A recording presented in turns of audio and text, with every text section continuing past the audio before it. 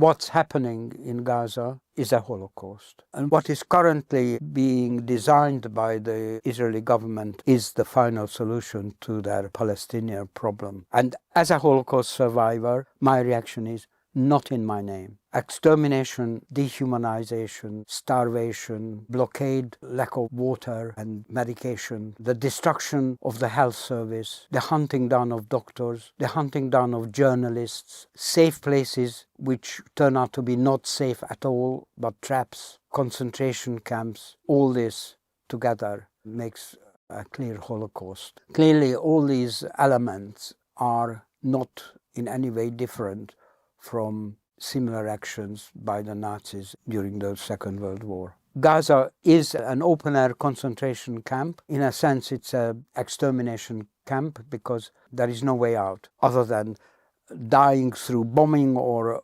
disease or lack of food. Only alternative is to agree to be replaced somewhere where you don't want to be. I had not only the experience of the Holocaust and the hiding and the discrimination, etc., but the fighting went through our particular area where we were hiding. When we came out, when it was all over, I saw total devastation. Just like when you see the pictures of Gaza, destroyed buildings, piles of rubble, dead horses, dead people. I see exactly the same in Gaza. However, the great difference is that what I witnessed was a byproduct of two armies fighting. And what I see in Gaza is a deliberate destruction. And I think it's a degree evil, greater evil than what I've seen. The license which has been employed against the Palestinians, it's all based on the Holocaust experience. But rather than making the conclusion that this is something that we have to learn from and make it impossible to be repeated to any other people, they are actually using it as a license to complete lack of accountability towards any other people. I'm thinking now of when Netanyahu says never again is now. This is a very clear reference to the Holocaust experience, justifying whatever they are doing. They are permanent victims no matter how aggressive they are towards others. And another example, when the Israeli ambassador to United Nations, before making his contribution at the Security Council meeting, very theatrically put on a yellow star. I found that particularly upsetting and disgusting because I had to wear the yellow star even at age 7 in 1944. But they continually making this connection and using this cover to acquire impunity, total impunity. And that is deliberate policy of the Zionists and the Israeli state. They create an increase of anti-Semitism the world over because they conflate Judaism with Zionism and their current policies. And as we know, a very large number of Jews who have a sense of justice are against it all. And yet they pretend to be speaking and acting on behalf of all Jews. It's amazingly damaging to Jewish people the world over. So not only has it become obvious that the Israeli state and Zionism are producing a genocide in Gaza, but it is actually the very worst thing that could have happened to the Jewish people who are associated with these dreadful acts. For Jewish people, and particularly anyone who survived the Holocaust or their descendants, to dissociate ourselves from the actions of the Zionist state is extremely important. And how important it is proven by the reaction we get from the general public, who are grateful for our stand, making it clear that the Jewish people are not a solid bloc on the side of the apartheid and genocidal Israel. Because due to the Holocaust, Israel and the Zionists claim total impunity, and we see it in practice that this is accepted all around. They should not be in any way free of being called out as fascists, like we call out fascists elsewhere where we see them. And sadly, Israeli policies are now driven by clearly fascist characters, Ben-Gvir and Smotrich, amongst others. The comparison between the extreme actions of the Zionists and the Nazi regime has a long history. Albert Einstein and Hannah Arendt, in their open letter in 1948 in the New York Times, signed by many others as well, had already pointed out that the policies and beliefs of the Zionist organization Herut, which later morphed into the Likud party, had similarities in their ideology to the Nazis. If a comparison with the Nazi philosophies and practices was acceptable then, so soon after the Holocaust, it surely must be acceptable now, and we must protest against the taboo of not making any comparisons between the genocidal actions of Israel and the Nazi regime. This latest initiative of theirs of setting up a so-called humanitarian camp is just another concentration camp. Once entering it, and you are forced to enter it because there are no other places going to be left where you are free from being bombed. So once in that camp, you are not allowed to leave except, apparently, the plan is, except for a foreign country. Supposing you don't want to leave, the conditions inevitably were so awful in these camps because they are overcrowded. There will never be adequate medical services available. So there will be slow diminishing of numbers by wastage and death through deprivation. It's a clear case of genocide. And the parallel is obvious with Nazi camps. Some Nazi leaders, well known for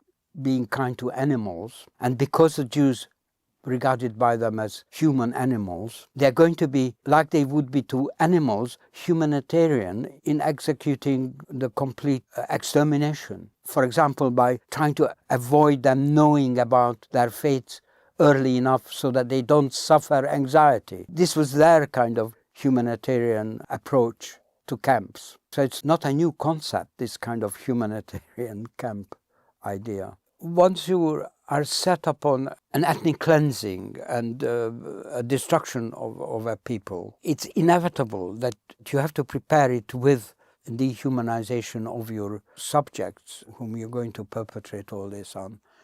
Otherwise, you wouldn't get cooperation from anybody in executing this plan. I think the drip effect of being brought up in these conditions distorts people's views both intellectually and emotionally. How many civilians have been killed in Gaza, from what you know?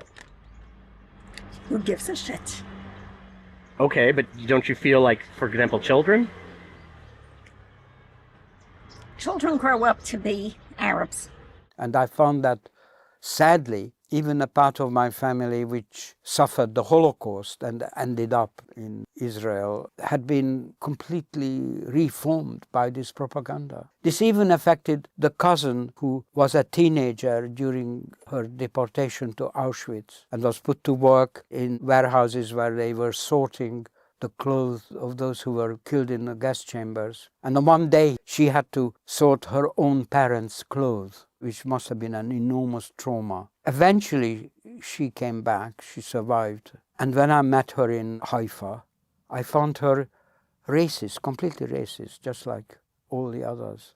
And frankly, I found it almost incomprehensible that somebody with that experience was prey to this propaganda. Any comparison between what's happening in Gaza and the genocide there and the Holocaust, World War II, and any denial or prohibition of a comparison is a taboo which must be broken, because it's quite clear and it's declared by the leadership of the Israeli government that the aim is ethnic cleansing and extermination. אנחנו משמידים את כל מה שעוד נשאר מהרצועה ולא משאיר אבן על אבן. אני אומר לכם, פשוט תסתכלו על הסרטונים של מה שקורה ברצועת עזה. במשך 1.5 חודשים לא הכנסנו סיוע הומניטרי לרצועת עזה. האם הייתי רוצה להימנע בכלל מהצורך להכניס גרגר לרצועת עזה? גם לא לאזרחים? יכול להיות. גם מים אנחנו לא צריכים לתת לרצועת עזה. אנחנו מפרקים את עזה ומשאירים אותה כאויי חרבות עם הרס מוחלט וחסר תקדים בעולם, והעולם עוד לא עוצר אותנו.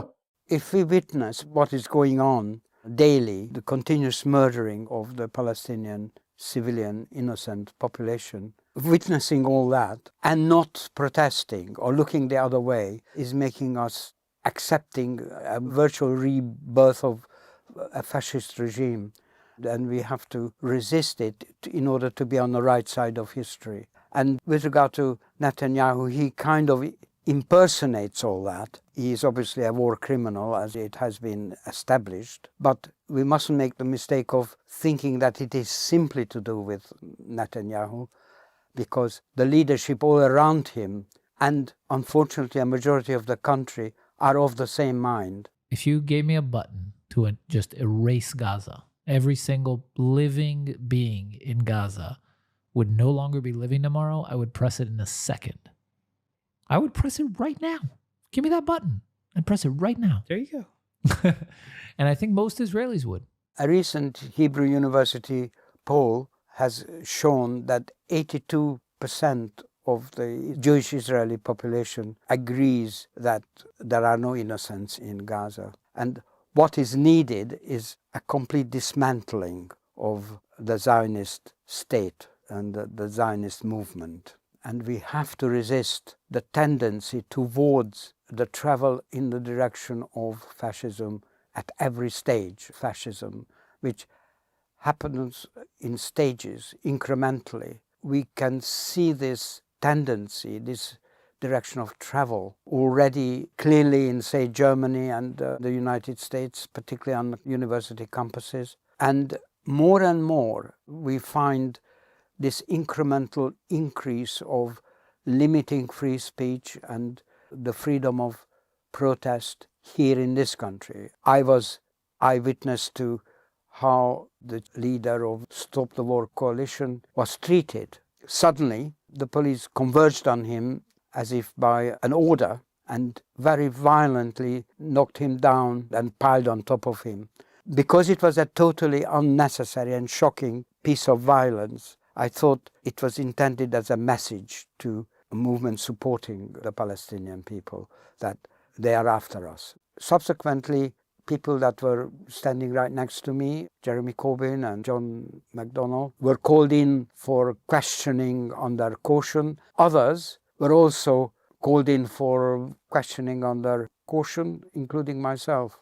It's a very difficult problem because at times to resist the official line and tendencies goes with great risks. Nonetheless, if you don't do it, you acquire guilt by association, by indifference. It's one kind of guilt. And there had been, in my experience of the Holocaust, very brave people who went against. It is possible at great risk. Well, I just want to mention an actual example of how brave people can resist, at risk certainly to themselves, but able to resist the evils of the day. There was a friend of our extended family called Emil Wiesmeyer. He was an owner of a printing works. He was not Jewish, but was against what was going on. And at night, at his risk, he was printing false documents to save Jewish people. He took enormous risks. Obviously, if he was discovered, he would have been executed without any doubt. You've got to take risks. This is the conclusion. If you want to be on the right side of history, you can't avoid but have to take risks. You don't have to be a hero, but you have to be able to take a degree of risk, a risk with your career maybe, or your qualifications if you are a student, which some very brave people are doing, but maybe this should be on a much larger scale.